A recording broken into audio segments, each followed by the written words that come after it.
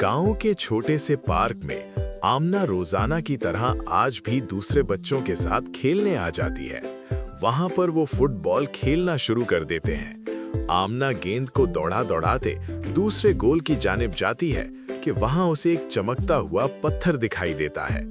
आमना जैसे ही उस पत्थर के करीब आती है और उस पत्थर को उठाती है तो उससे बहुत ज्यादा रोशनी नमूदार होती है और उस रोशनी से एक जादुई दरवाजा बनता है। आमना उस दरवाजे के अंदर चले जाती है। आमना और दरवाजा दोनों गायब हो जाते हैं। अचानक आमना आंखें खोलती है तो एक बाग में आ जाती है जो बहुत खूबसूरत और हरा भरा है और जादुई दरवाजा खुद ब खुद ही खत्म हो जाता है। आमना जंगल में भागने लगती है कि एक नन्हा सा उड़ता हुआ हाथी नमूदार होता है उसके सामने। हाथी उसको कहता है, हेलो, मैं बबलू हूँ।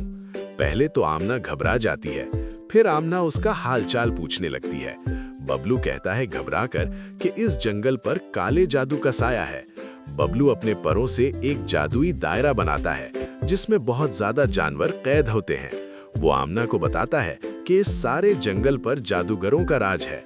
वो हमारे जानवरों को बंदी बनाए हुए हैं और कैद में डाले हुए हैं। आमना ये सुनकर खौफजदा हो जाती है।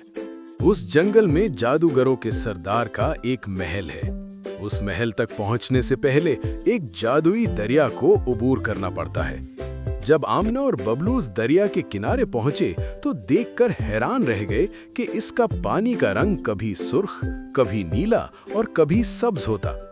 आखिरकार आमना और बबलू जादुई शक्तियों से उस दरिया को उबूर करते और जंगल की दूसरी तरफ जाते, जिस तरफ जादूगर के सरदार का महल था।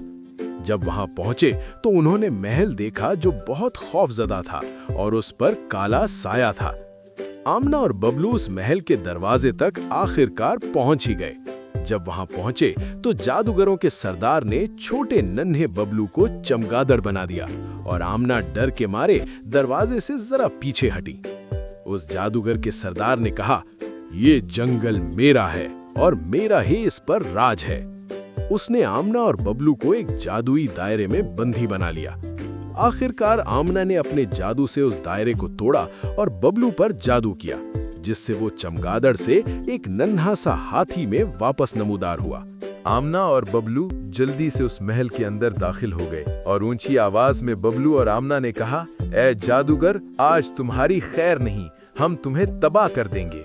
आमना ने अपने जादू से उस जादूगर को एक छोटा सा बच्चा बना दिया और एक पिंजरे में कैद कर दिया। आमना और बबलू जल्दी से उस महल से बाहर निकले और अपने दूसरे साथियों जानवरों को आजाद किया। तमाम जानवर आजाद हो गए और आमना का वापस जाने का वक्त आ गया। फिर से वैसा ही जादू दरवाजा बना। तमाम जानवरों ने आमना को अलविदा कहा और आमना उस जादू दरवाजे के अंदर दाखिल हो गई और जादू दरवाजा और आमना दोनों गायब हो गए। जब दोबारा वो जादू दरवाजा उस पार्क में खुला और आमना बाहर निकली, वो जादू दरवाजा गायब हो गया। वहां वक्त वैसा का वैसा ही था। वही बच्चे फुटबॉल खेल रहे थे और अब काफी अंधेरा हो चुका था।